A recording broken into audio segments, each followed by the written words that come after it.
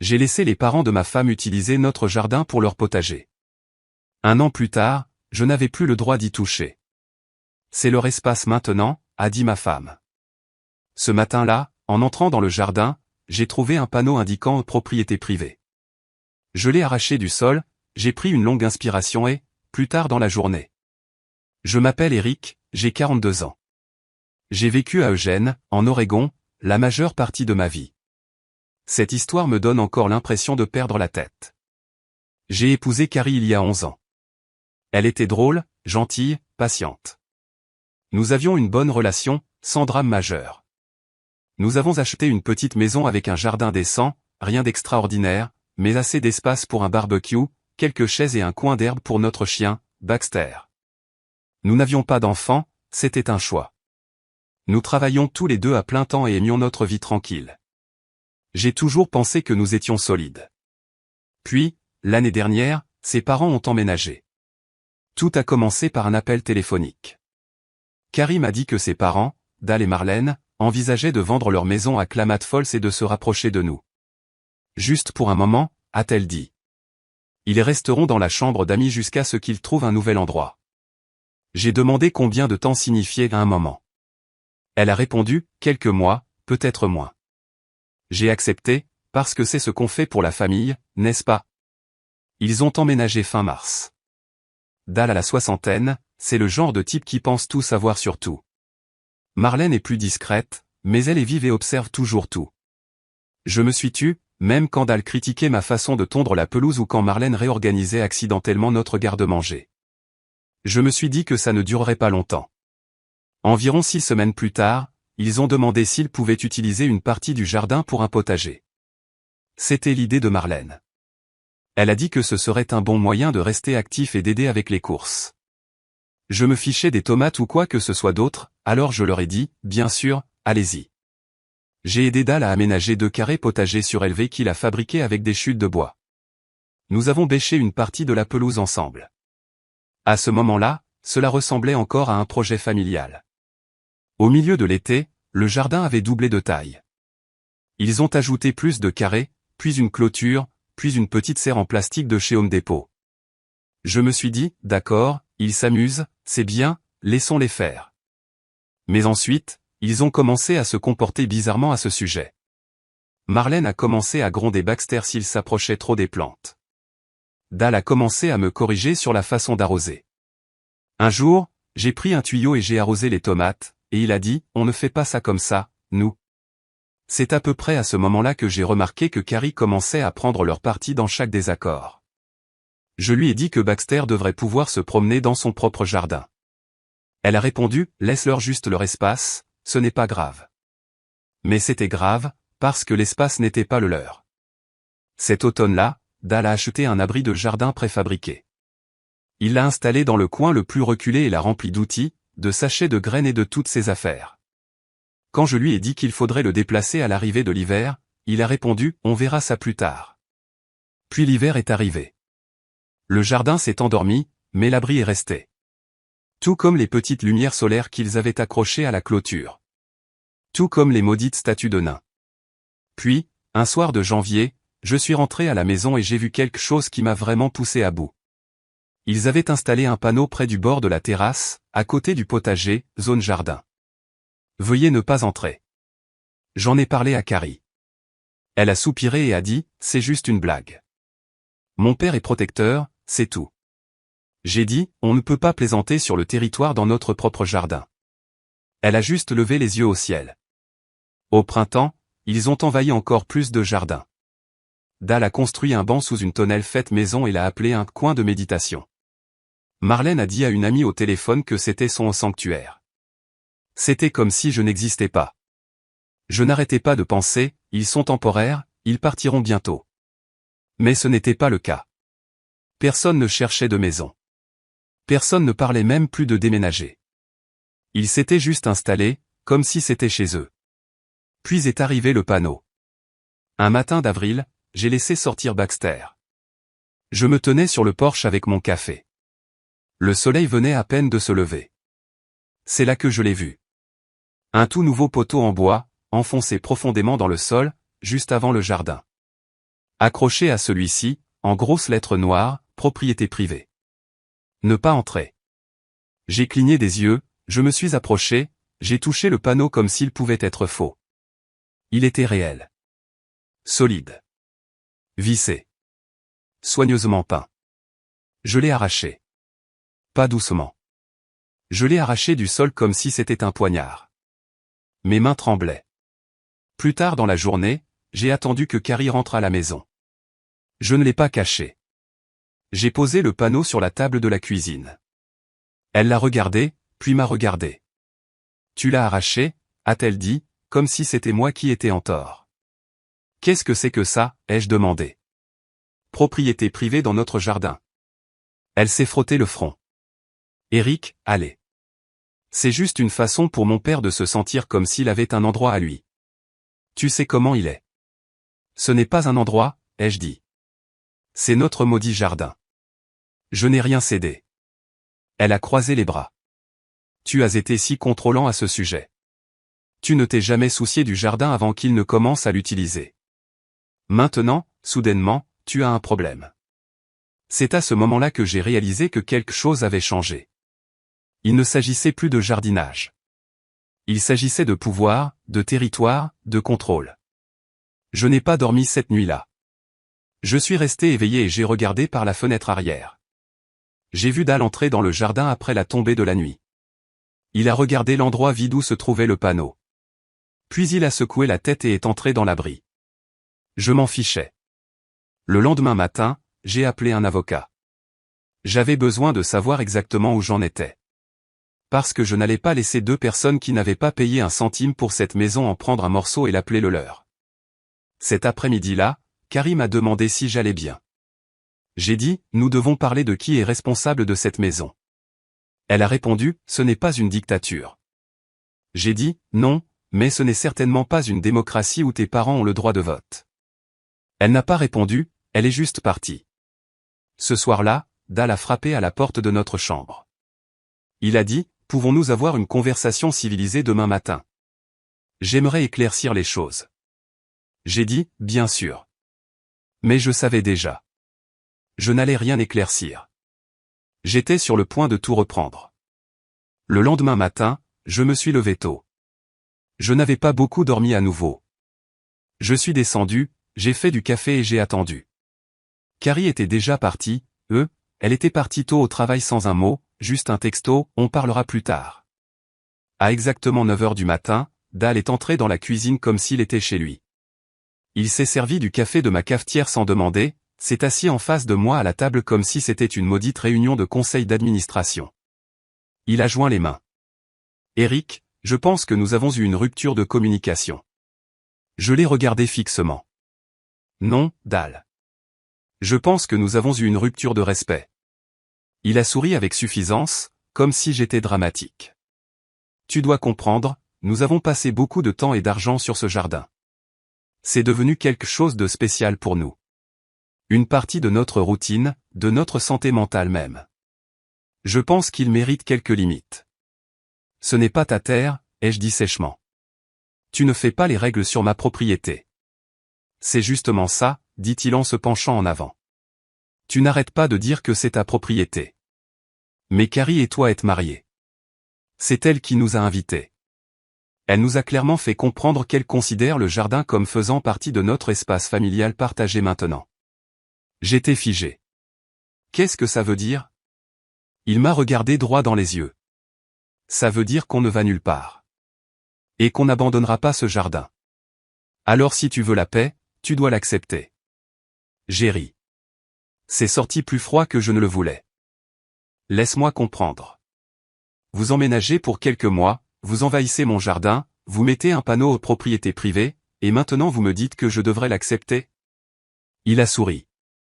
Exactement. C'en était trop. Je me suis levé, je suis allé directement au garage, j'ai ouvert une caisse de rangement et j'en ai sorti l'acte de propriété de la maison. Noir sur blanc. Mon nom. Personne d'autre. Je suis retourné dans la cuisine, je l'ai jeté sur la table. Voilà qui possède cette maison. Pas toi. Pas ta fille. Moi. Dal n'a même pas regardé. Il s'est juste levé et a dit, tu as clairement exprimé ta position. J'espère que tu ne le regretteras pas. Ce soir-là, Carrie est rentrée à la maison. Je ne lui ai pas laissé le temps de s'installer. J'ai dit, nous devons avoir une conversation sérieuse. Pas de fuite cette fois. Elle a hoché lentement la tête. J'ai eu des nouvelles de mon père. Il a dit que tu l'avais menacé. J'ai cligné des yeux. Menacé? Je lui ai montré l'acte de propriété. Ouais, dit-elle, les bras croisés. Tu l'as agité comme une démonstration de force. Tu agis comme un tyran. Tyran, ai-je dit. Tu as laissé tes parents envahir ma maison. Ils ne paient pas de loyer, ils font les règles, ils ont transformé le jardin en une sorte de communauté fermée bizarre. Et tu les soutiens à chaque fois. Elle a soupiré. Tu déformes les choses.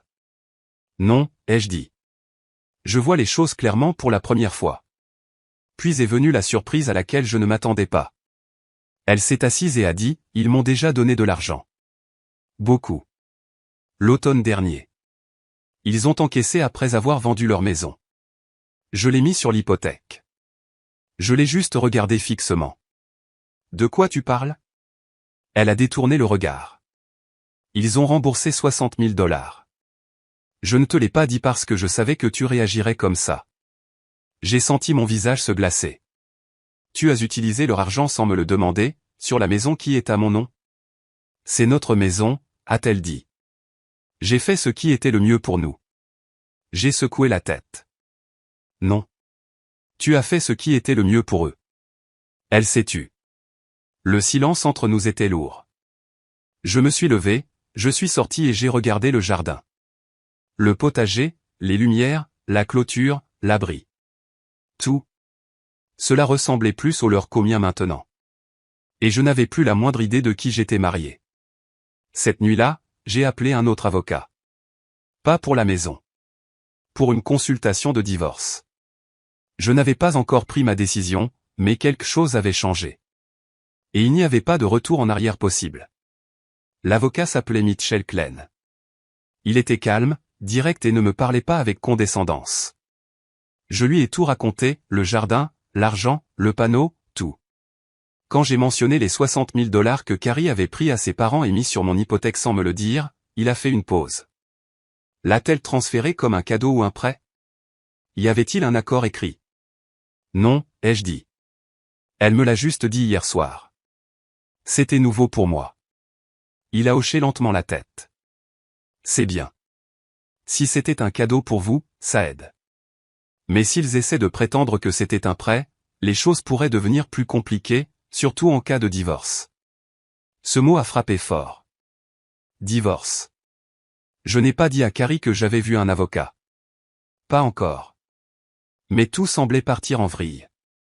2 jours plus tard, les choses ont empiré. Je suis rentré tôt du travail, vers 16 heures. En entrant dans l'allée, j'ai vu Dal dans le jardin, avec 2 autres hommes, des inconnus. L'un d'eux avait un mètre ruban, l'autre des plans. Je ne suis même pas sorti de la camionnette avant de traverser la pelouse en trombe. Qu'est-ce que c'est que ça? Dal s'est retourné, aussi calme que jamais. Planification paysagère. Pourquoi?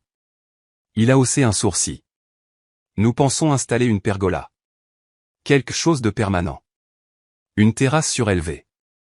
Peut-être un point d'eau. Mon ami Bruce ici fait ça professionnellement. J'ai regardé Bruce. Vous ne faites rien à moins que je ne signe. Dal a levé la main.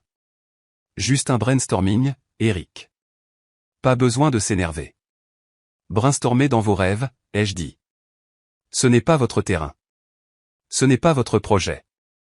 Et je ne veux pas d'inconnus dans mon jardin quand je ne suis pas à la maison. Bruce avait l'air mal à l'aise. Désolé, mec. On m'a dit que tout était approuvé. J'ai regardé Dal fixement. Qui te l'a dit? La voix de Carrie est venue de la terrasse derrière moi.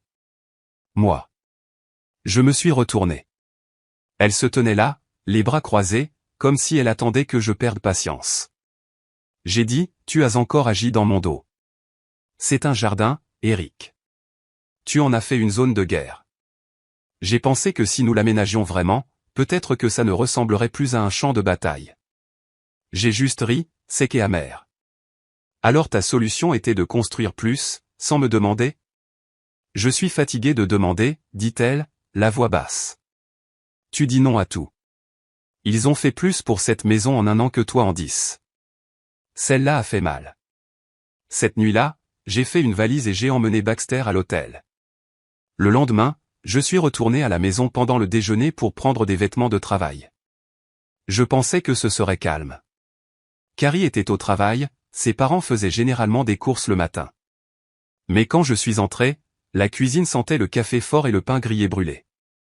Je me suis figé. Dal était assis à la table, tapant quelque chose sur mon ordinateur portable. Il n'a pas levé les yeux. « Qu'est-ce que tu fous sur mon ordinateur ?» Il a continué à taper. Je cherchais juste le plan cadastral du jardin. Je voulais vérifier les mesures. Je l'ai trouvé dans tes fichiers. J'ai foncé et j'ai refermé l'ordinateur portable d'un coup sec. Dégage de mes affaires. Il a levé les yeux, calme. Ne sois pas dramatique. Tu l'as laissé déverrouiller. Tu es dans ma maison, sur mon ordinateur. Tu as franchi toutes les limites. Dal s'est levé lentement. Laisse-moi être clair.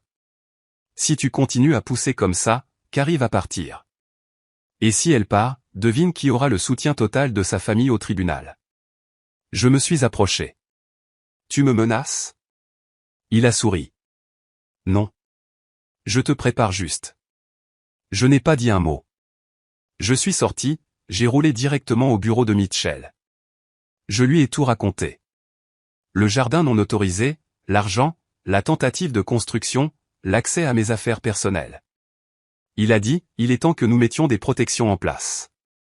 Au cours de la semaine suivante, j'ai changé les serrures, déplacé mes comptes, transféré le titre de propriété à une fiducie à mon nom uniquement. J'ai arrêté de jouer en défense. Puis Carrie m'a signifié des papiers. Pas un divorce.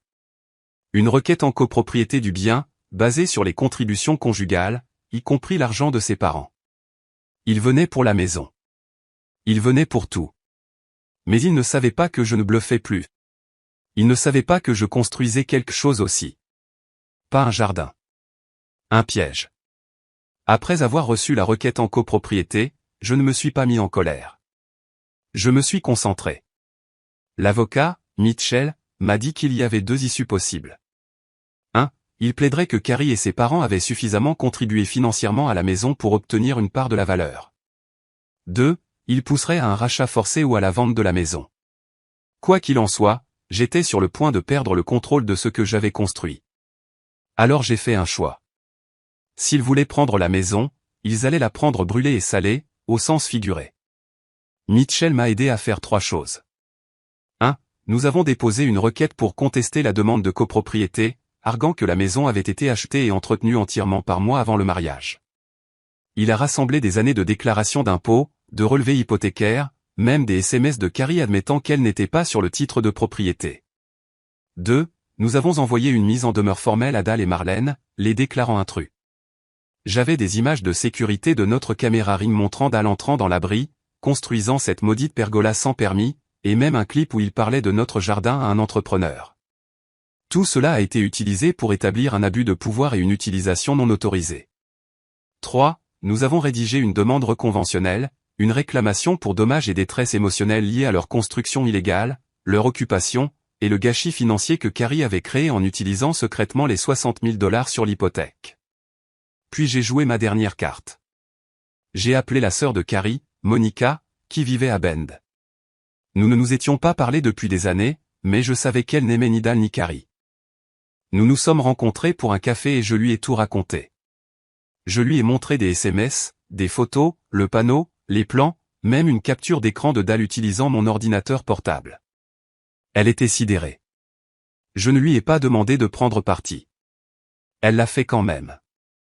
Il s'est avéré que Dal et Marlène avaient également séjourné temporairement chez Monica après avoir vendu leur maison 2 ans plus tôt.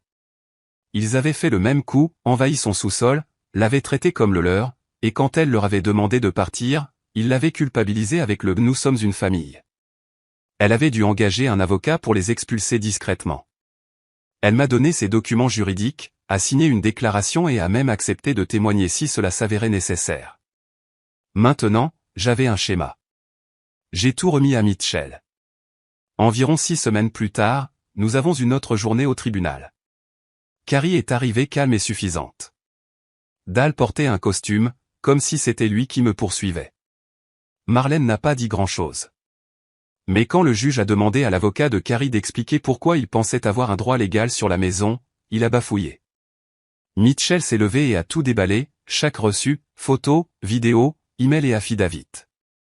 Il a prouvé que Carrie ne m'avait jamais révélé les 60 000 $, qu'il n'y avait pas de co-signataire pour l'hypothèque, pas d'accord de donation écrit, aucune documentation indiquant que ses parents aient jamais été locataires, contributeurs ou quoi que ce soit d'autre que des profiteurs. Il a montré une vidéo de Dal me harcelant dans ma propre cuisine.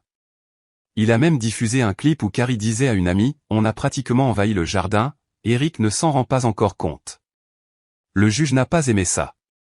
Après des heures de témoignage, le juge a clairement indiqué que Carrie n'avait aucun droit légal sur la maison.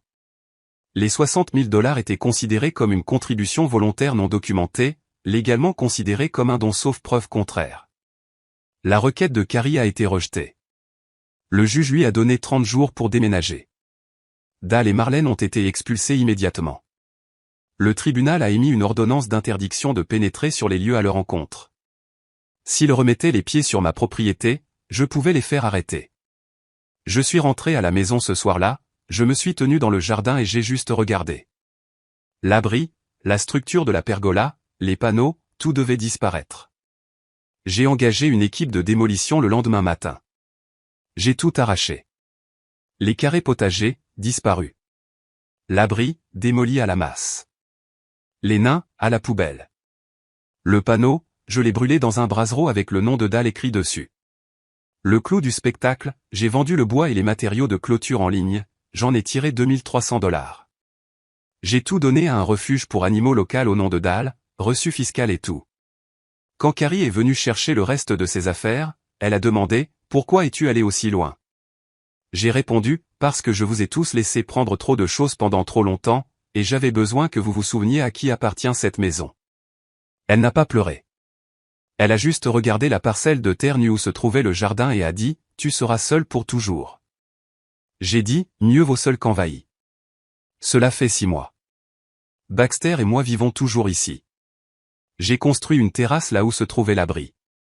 Juste un barbecue, une chaise et un endroit pour qu'ils prennent le soleil. Tous les soirs, je m'assois là, je bois une bière et j'écoute le silence. Pas de carillons éoliens, pas de panneaux aux propriétés privées. Juste la paix. La vraie paix. Et personne ne me la reprendra plus jamais.